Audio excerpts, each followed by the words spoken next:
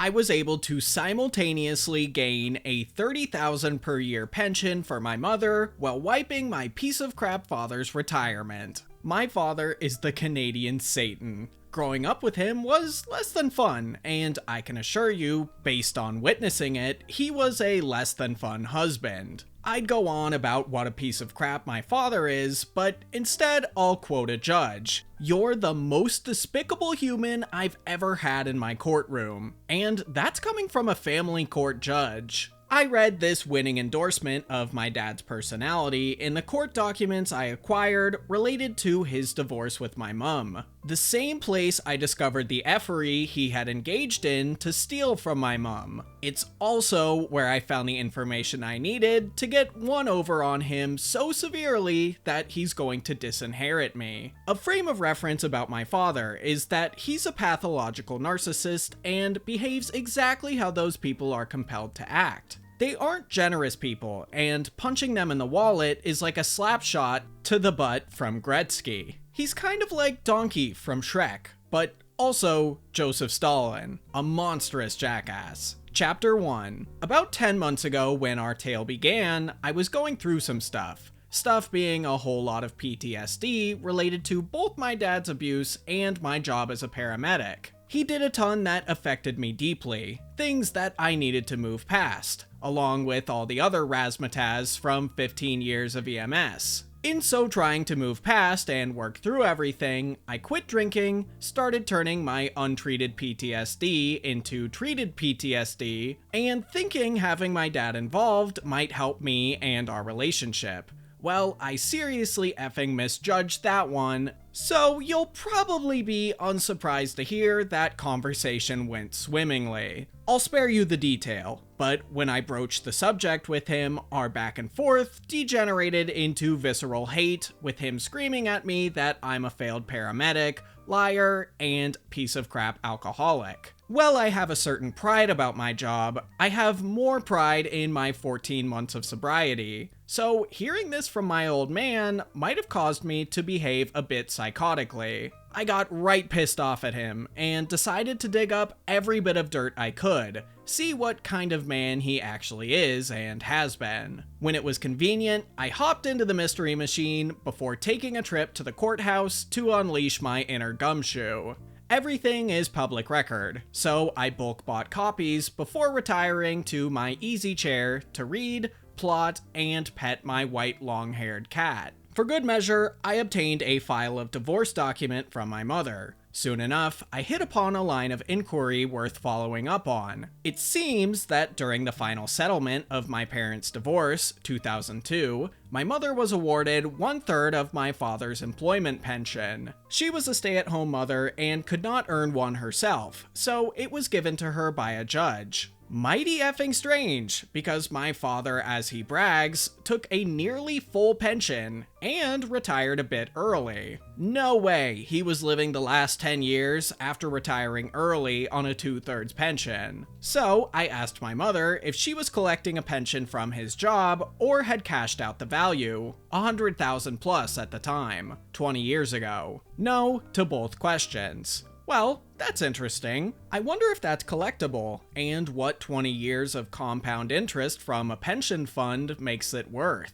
Well, I did eventually find out, along with the fact that my dear old dad had been collecting my mother's portion for 10 years, in a hilariously open violation of a legal order from a judge. Why didn't my mother pursue this sooner? A combination of being unable to afford a lawyer, being his victim for 20 years, and pessimism after so much of his continued dodging obligation to the order. She just quit. There is effectively no statute of limitations he could hide behind because of the wording of the settlement. Insofar as I could tell, I had him dead to rights and my mother would be collecting. It would be a slam dunk. I just needed to hire a lawyer to help me, so I set out to find the most unbalanced, bloodthirsty psychotic who passed the bar exam. Chapter 2. et tu, pension lady? As it says in the good book, screw unto others as they would screw unto you. So that's what I set out to do. The misanthropic sociopath I hired for legal counsel suggested we send a demand letter to the pension office to try and remedy it before filing what would undoubtedly be an easy win for him. I agreed in spirit and instead phoned up the pension office and got put through to the woman managing my father's file. Well, she was a delight, and it was a trivial matter for me to get her to loathe my dad. We talked for 45 minutes, and I swear if you'd given me another hour, I could have convinced her to come destroy his house. In all our conversations about life, families, and relationships, we got down to some things of note.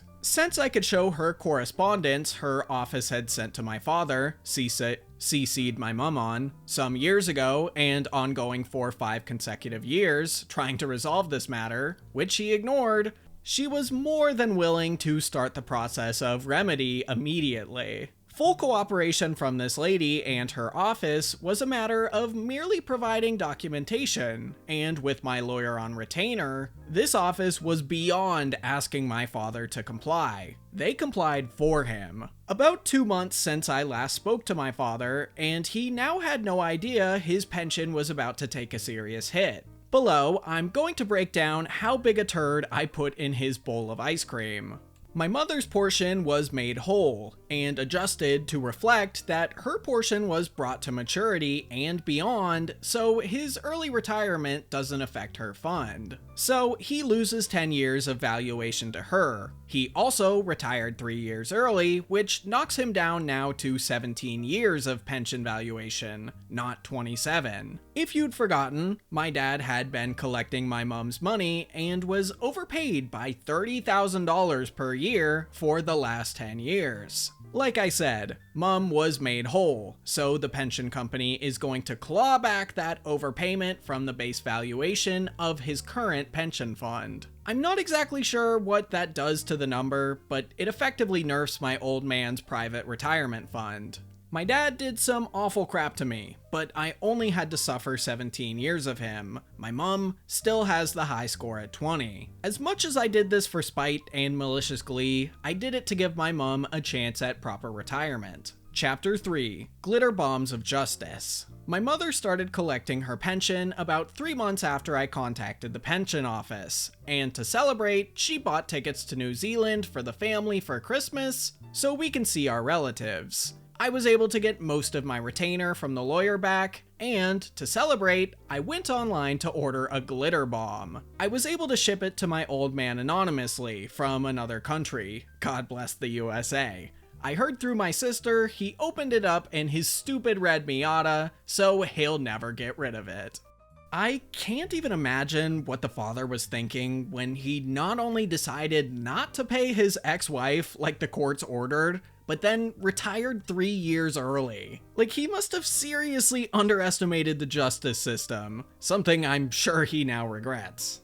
My £8 50 revenge on my cheating, thieving ex. When I was at university, I started dating this guy. At first, he was wonderful, dedicated to his studies, fun to be around, attentive, and always surprising me with things, working hard at his job, etc. Then, bit by bit, things unraveled. He started skipping classes. Then he barely bothered to go at all. Worse still, he never helped around the house. Never washed up, cleaned up, did laundry, nothing. He was even fired from his job for too many no-shows. All he wanted to do was sit at home and play Xbox or browse the message boards and forums. This was in the days before social media, when dinosaurs roamed the earth. This left me having to pick up extra shifts, sometimes double and triple shifts, all while going to class and studying. I later learned that this was a pattern for him. He'd be really dedicated to whatever he set his heart on,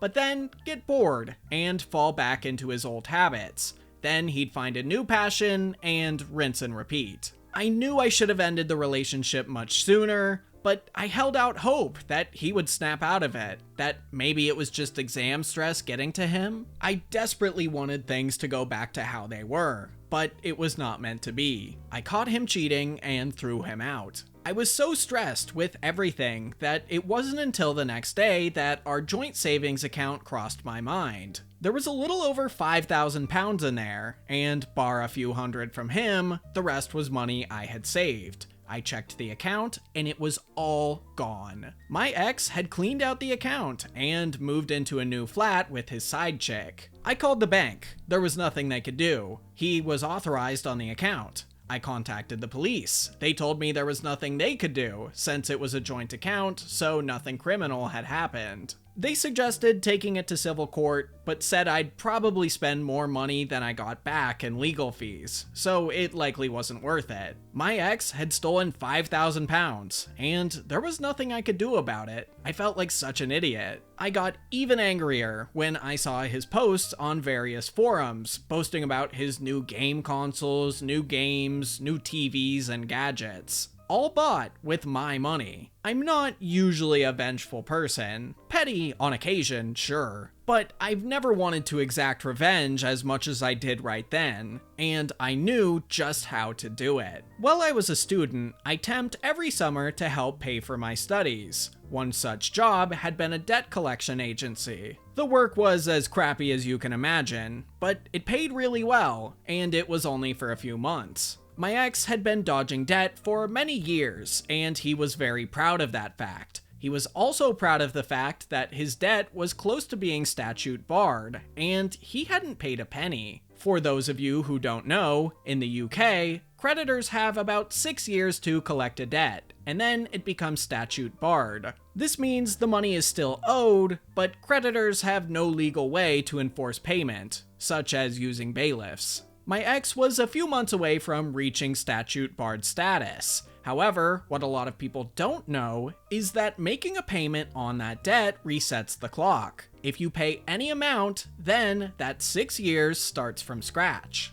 Previously, I had used my insider knowledge to help him dodge the debt. Now, I would use it to hit him where it hurt. By the end of our relationship, I was handling everything, including his debts. I had the paperwork, so I knew who he owed and how much. I called his creditors up. I was honest and said I was a friend calling to make a payment on his behalf.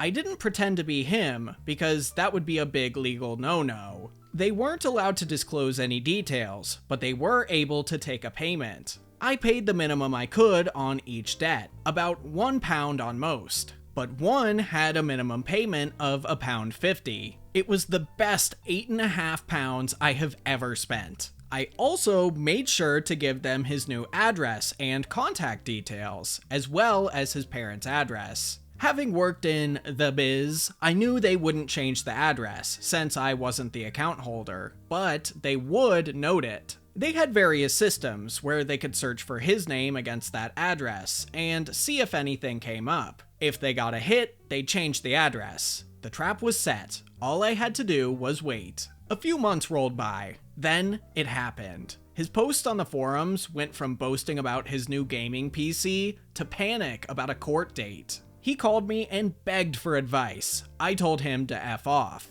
Seeing I wouldn't help, he asked for advice in the forums. One of his online friends told him not to show up to court. That way they couldn't be able to prosecute him without him there. It was terrible advice that was 100% untrue. In fact, not showing up is one of the worst things you can do, especially in civil court. This was getting better and better. The court date came and went. My ex, naturally, didn't go. A few weeks later, my ex posted photos of his empty flat. Bailiffs had cleaned him out and taken every last one of his shiny new gadgets and toys. On top of that, he ended up with several CCJs, county court judgments. These are a big deal and can seriously damage your credit history, making it hard to get bank accounts outside of basic ones, near impossible to get credit, including getting a mortgage, and it can also make it hard to rent a place, since many landlords don't like renting to people with CCJs as they're considered high risk. He also won't be able to find jobs in the financial sector. Now that he was broke and didn't have nice things, his side chick left him. I never got my £5,000 back, but it felt good to see everything he bought with his ill-gotten gains taken away. Hopefully that $5,000 was worth it. For anyone wondering how a student accrued 6 years of debt, he started at the university I attended when he was 25. He had initially gone to a different university at 18, but dropped out at 19 and went into the world of work. Then he convinced his parents to fund a business degree. He wanted to become an entrepreneur. And for anyone worried about the age gap, I deferred my uni start date by a few years so I could travel. I was 22 when we started dating, he was 26.